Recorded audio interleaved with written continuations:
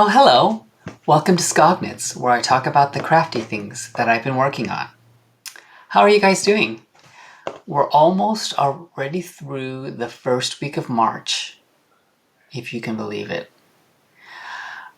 I feel like time is going by so quickly, and I say that every year, but at the same time, it is going by slowly, like it's taking forever. It's been a long year since last March. I think, obviously that has a lot to do with not being able to go out and do things and see people like normal, or what we used to know as normal. But yeah, it's been a year since we've been in shelter in place, at least here in California. And yeah, it's been a long time.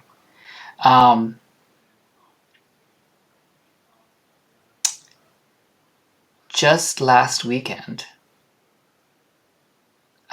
we had our family get together for Christmas. Yes, the last weekend in February, we had Christmas. I mean, you know, we've been very strict with this shelter in place and not seeing people and not going out. And, you know, for one, my sister is a surgeon, so she's very, she has to be very careful about it. But, as do all of us, until, things get better. But anyways, so we had our family Christmas in my mother's backyard. It was finally warm enough to be able to spend the afternoon outside. And it was the first time that the immediate family got together and have seen each other in person since a year ago, actually. And, there wasn't many of us. There was only 10 of us. There were 4 households. And we had tables set up in the 4 corners of the backyard so that everyone could still be, a safe distance apart. But at least we were all together, and, we did the whole, exchanging of gifts, dropping them off at the center of the table, and then anyways, it worked out and it was nice. And I finally was able to get that corner of my living room back where all the gifts were sitting since, Thanksgiving. In my last video, I talked about wanting to get some of my knitting projects finished and off the needles. And I did that. Not necessarily all of the projects that I showed in the last video, but I did get some knitting projects done, and I also got a couple of other knitting projects that I didn't show finished, and I will share those with you today. But I just wanted to kind of touch on, being a multi-crafter,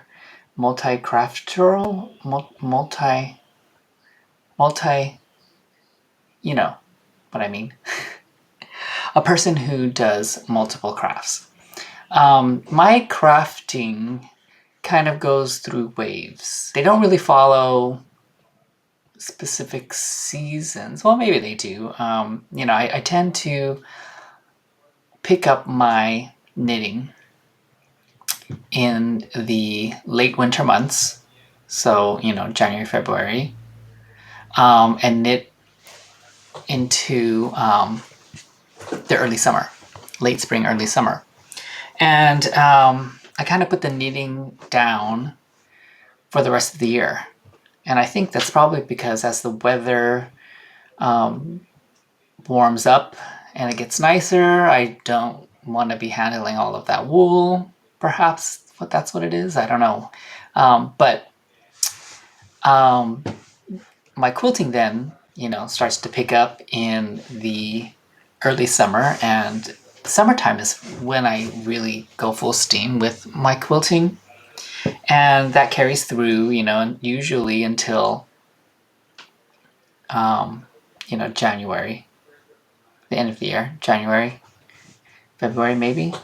But my cross stitching kind of goes through the entire year. Now there are times of the year when it slows down, and then, I get more focused on it at other times. So usually when I have the knitting bug is when the cross stitching kind of slows down, which it did. I didn't really get much cross stitching done in the past couple of weeks. In fact, I only stitched on it worked on my stitching project for a couple of evenings, and that was it. I think it's because knitting is so easy to do in the evenings as I'm relaxing in front of the TV or after dinner. That doesn't really happen with quilting and sewing because I need to go into the crafting room, sewing room, where the sewing machine is, and it's kind of loud and whatever. I don't do it in the evening. All that to say, I've been doing a lot of knitting. So I've gotten a couple of things off the needles. I've started working on a new project, and I found a couple of projects that I had abandoned, and I just thought they were kind of funny, so I'm going to share them with you today.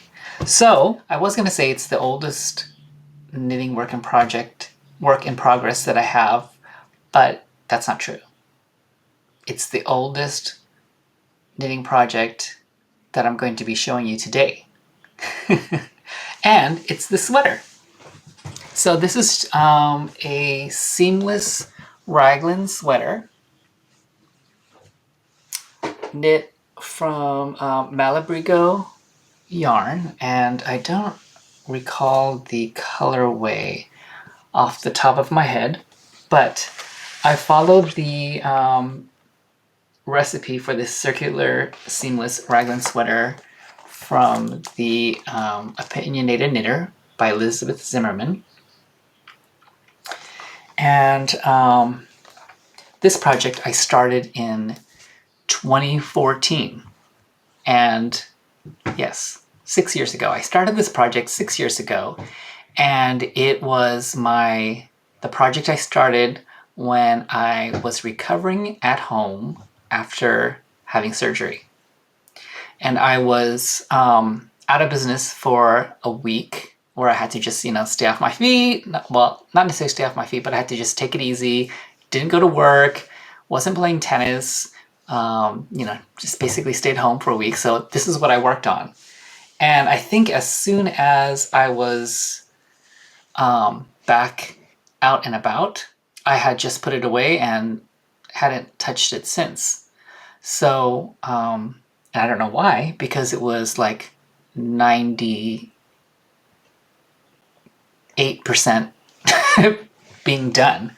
So, it's kind of funny. I had this almost fully complete sweater just sitting there for 6 years when I could have been using it and enjoying it all this time.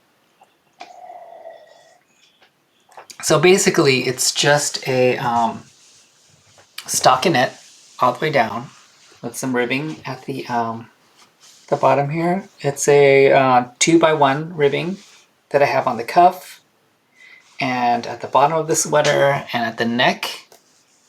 And I added a little detail on the side here, which it is a one row of garter, a row of knit, a row of garter, 2 rows of knit, a row of garter, just repeats back out on both sides. So that was one of the projects that I got done. Basically, all that was left to be done, I mean, you won't believe this. I mean, I was just in shock when I took it out, was just seaming up 10 stitches on the underarm on both sides. And that was it. So I'm happy with it. The fit is good. I'm not sure I would do another sweater like this. Well, I'll take that back. I might do another sweater like this in the future. But I want to finish another sweater I have that's put away. That is maybe only 30% done because it's only down maybe to here. And that one is a raglan that I've started, from the top down. So another project that I was working on in my last video were these fingerless mitts, and I had one that was almost done. That's funny, on camera this looks like a hole here, but it's not a hole.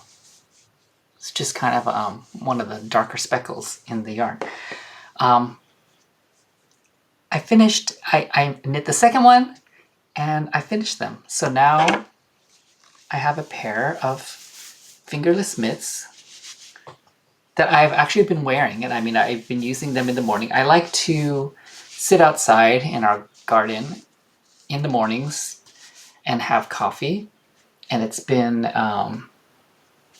warming up here in California. It has been, in the 50s in the mornings, so not too bad. But it's still chilly enough where my hands are cold, so I have a pair of mitts. And this pattern is the fingerless mitts by the Everything November fingerless mitts by Jen Yard.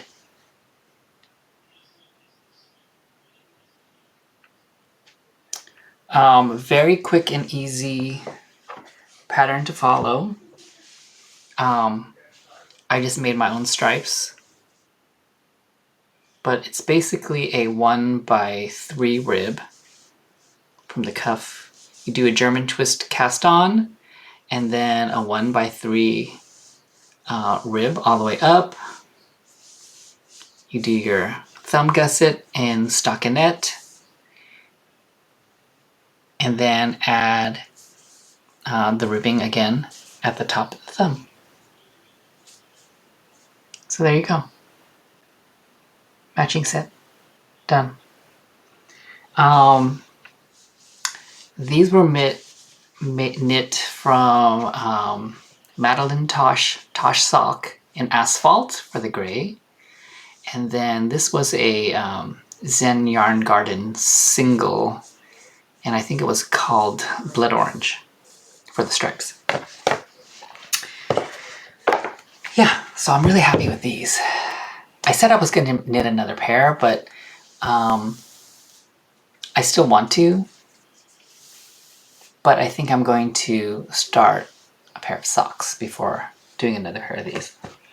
The other project I talked about in my last video was this scarf, which was based on the Foundry pattern by Brooklyn Tweed, but I modified this pattern, and I'll show you. So Foundry is a cabled scarf with buttons on the end, and if you can see it here, this is what the scarf pattern is supposed to look like. Foundry by Brooklyn Tweed. And I made mine much narrower. So I think I cut it in half basically. And I added this color detail on the ends, the ribbing, and I only did, you know, this much of the cable pattern. Then I did ribbing and followed the whole thing and just repeated the same thing on the other side. So I got this off the needles. All that was left for getting this done was casting off the provisional, or binding off the provisional cast on both ends, and then blocking it. And that's done, and now I have this lovely warm scarf to keep my neck warm. But you know what? I haven't used it in the mornings when I have my coffee outside with my fingerless mitts. Maybe I need a hat, because now I have a sweater, I have the mitts, I have my scarf, and maybe I need a new hat.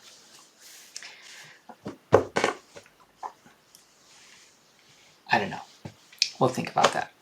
So another project that I got finished is another scarf project that was been sitting on my needles, and this one has been sitting on my needles since 2015.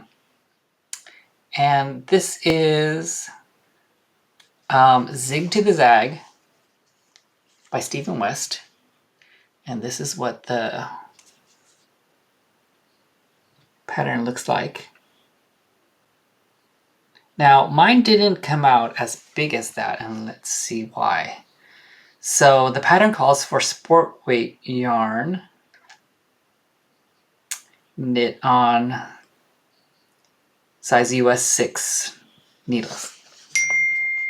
And I knit mine with sock yarn on number 4 needles. So that's why it's a lot smaller. But here is my version of that scarf.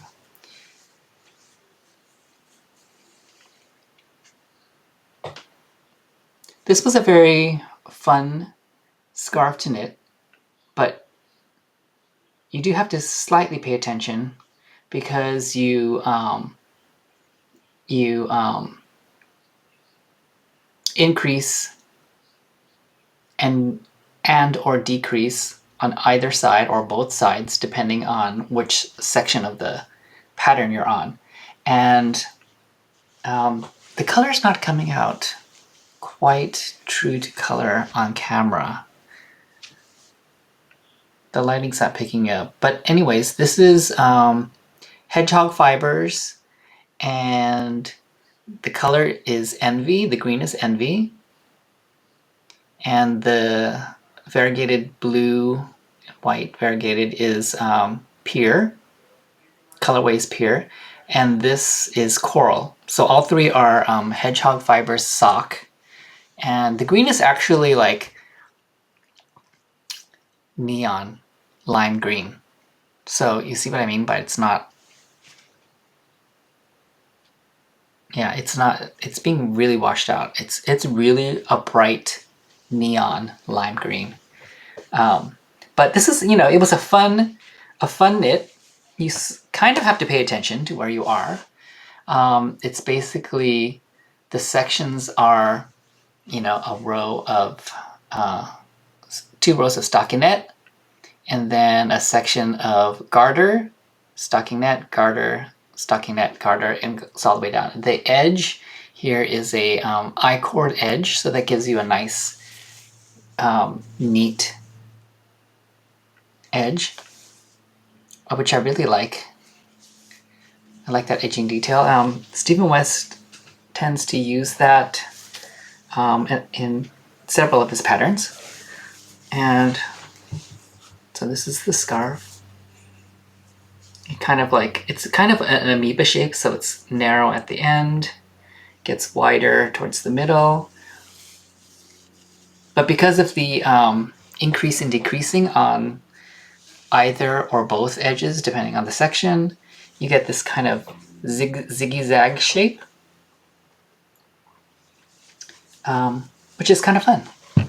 I mean, you don't really notice it too much when you're wearing it, but there you go. So that's a knitting project I got done. Now, for knitting projects that I got started, I started on these baby booties.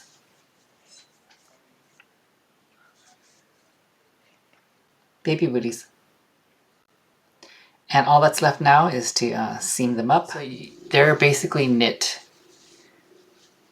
in one piece. You knit, start from one end, you go down, down, down, down, down, down, down, down, down, down, down, down, down, down, and then you fold it in half here, fold it in half here, then you start seaming like this. So very simple. And you know what? Off the top of my head, I don't remember the pattern, the name of the pattern. It's probably in my Ravelry, but I'm so unprepared. So that's one project, work in progress. Need to finish that up. And I'm gonna finish these up. I'm not gonna put them in the pile with all the others. I promise, I'm going to. You heard it. I have proof. It's on the internet, so that means it has to get done. Or I'm in trouble, right? Well, hey guys, I am back. It's the next day. Sorry about the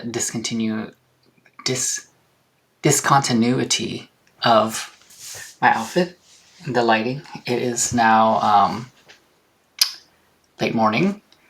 And if you may have heard the notifications from my phone when I was talking about the zig to the zag scarf, I was being summoned to dinner. And I had to go. So I'm back and I wanted to talk about what's on my needles now. So I'm working on another sweater, and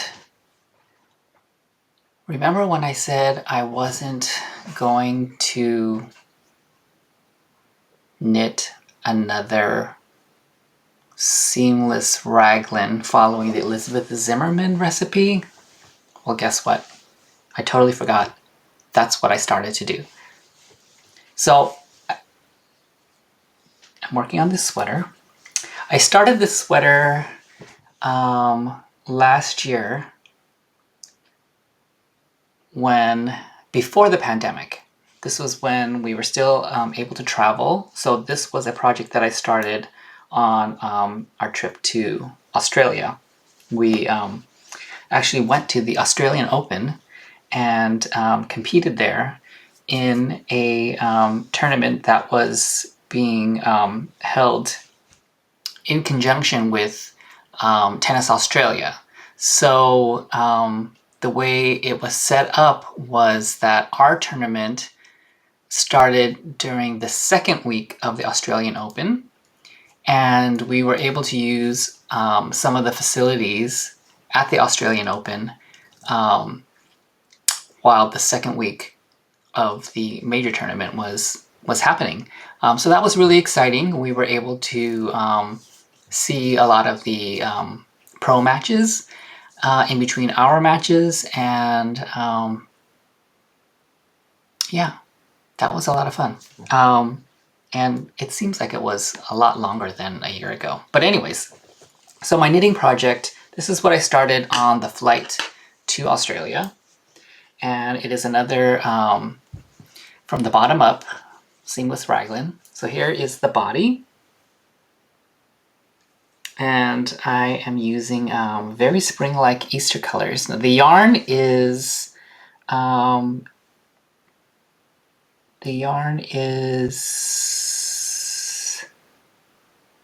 why does it slip my mind? I have it in the bag here. Here's my knitting bag. My little knitting bag that I sewed up from Alexander Henry fabric that I had in my stash for at least 10 years. I mean, I bought this when it was released, and it's a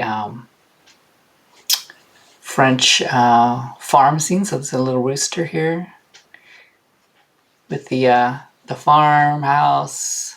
Anyways, this is the bag, little bag I need, knitting bag. It's holding my sweater. It's kind of small, but it works because I'm working in pieces. So the yarn is Material Culture Fiber Arts. And I think the lady who was the hand dyer, is no longer dyeing yarn. I tried looking her up on the internets the other day because I wanted some more of her yarn. I love her colorways, and on two bases. So I'm using an MCN, which is this kind of a pinkish color here is an MCN. The brown is an MCN. This is an MCN. And then these two colors here are, I think they're 75 merino, superwash merino, and 25 nylon. You know, your standard sock. Yeah, 75-25. So this is the body. I've got the body done. And so this was knit on the trip during Australia, to and from, on the flight. And so I knit the sleeve the last couple of weeks, working on the second sleeve here. And the way this is put together is you start on the body, you work up until the underarm, and then you work on the sleeves, both sleeves, and then you attach to the body, leaving, I forget what the percentage of stitches are, but there's a percentage of stitches that you leave unattached to the body on both sides. And then you start knitting in the round for a couple of rows, and then you start decreasing for the raglan. So I just have maybe about an inch and a half more to go on this sleeve before I'm ready to attach it to the body and start shaping the raglan. I really love, as I mentioned before, I really love these colorways. I guess I'm really in a springy kind of mood, but I remember when I purchased these yarns, it was at the Stitches West knitting convention in, when did I buy these? Like maybe in 2016? 2016 or 2017 is when I bought the yarn. And I remember it was her first time there. She's from Southern California, and she was a vendor. Well, the vendor was the Yarn Over truck, which carried different indie dyers. And I think they were all local, like from California, maybe. Don't quote me on that. I could be making that up. But I do remember her display, and I remember I had a really hard time deciding on these colorways. I mean, I don't know about you, but anytime I go to a yarn shop, a knitting store, whatever, I always go through the entire place. I pick everything that catches my eye, and then it takes me like an hour or so, however long. It takes me a long time to kind of distill it down and sort out what I end up leaving with. And sometimes I leave with an entire shopping bag full, and sometimes I leave with just enough for a project. But I do remember being at her display and really like spending a lot of time whittling down my choices because there were so many colorways that I really liked. And I'm kind of bummed that she's no longer dyeing. So that is the main project that I'm working on now. In the process of pulling out the projects, knitting projects for my last video, no, that is incorrect. So when I finished up the mitts and the zig scarf and the foundry scarf, I was putting away my scraps in my scrap bin, and I happened to find some socks that I had put into hibernation. And I don't really remember working on them. That's how long they've been sitting in there. I mean, I think these were probably like 2012, 2011. I had worked on these two singleton socks. So this one is a 1x3 rib. I don't remember. I don't think I followed a pattern. I think this was also just a recipe that I was using at the time because they're both the same, but the same heel and the same toe. So they were both following the same recipe. This one I used a contrasting heel and a contrasting toe. But I think I remember when I got done with the sock, I wasn't really in love with it, so I just kind of cast it aside and left it in the work in progress pile. And then I don't remember how long after or before. It's probably after I knit this sock, and I'm using a blue tonal for the cuff, heel, toe, and a couple of the accent stripes. And this one I really do like. So I think I'm going to finally knit the second one, but I don't remember needles that I used here. But I guess that's okay. They don't have to be exactly the same needles. But I think I'm going to knit the second one of this, and this one I may or may not finish just because I just still not in love with this. I think what it was I didn't I wasn't exactly, I don't know.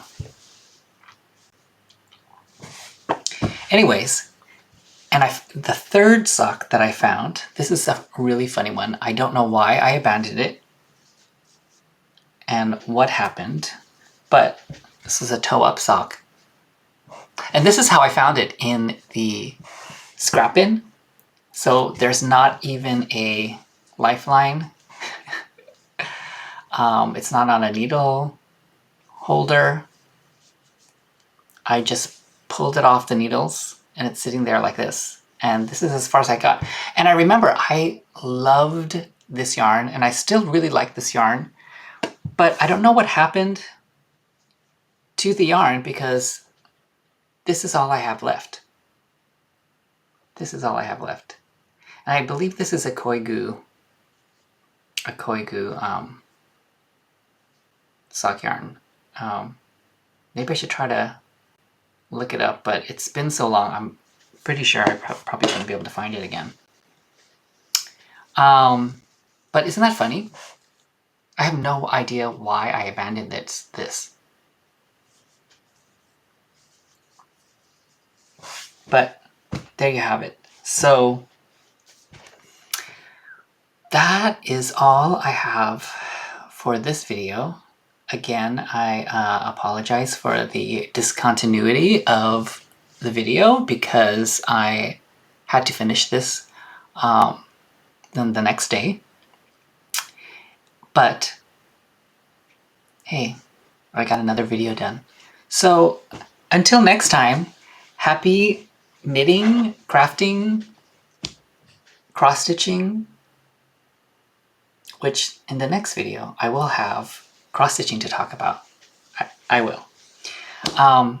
Until then, bye-bye now.